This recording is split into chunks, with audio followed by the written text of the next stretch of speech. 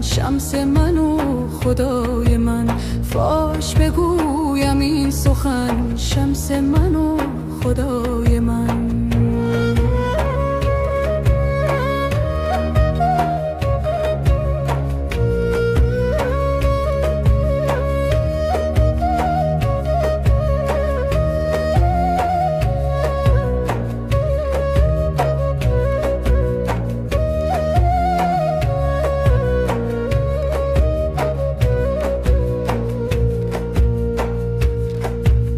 از تو به حق رسیده هم ای حق حق گزار من.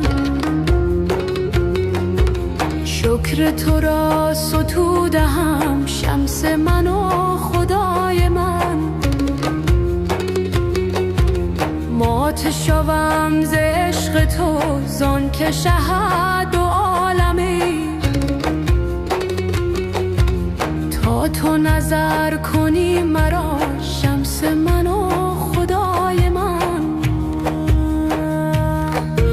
شهپر جبریل را طاقت آن کجا بود که از تو نشان دهد مرا شمس من و خدای من.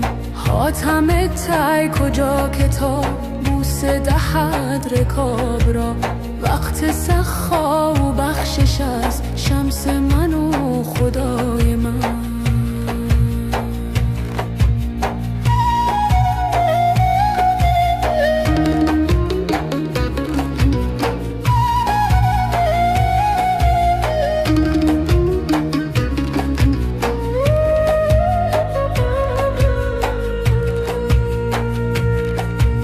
محو شوم به عشق تو تا که از سر نماندم.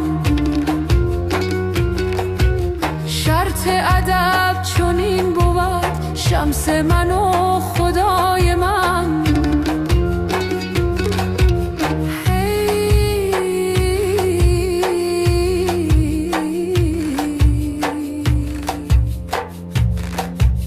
پیر من و مرید من، درد من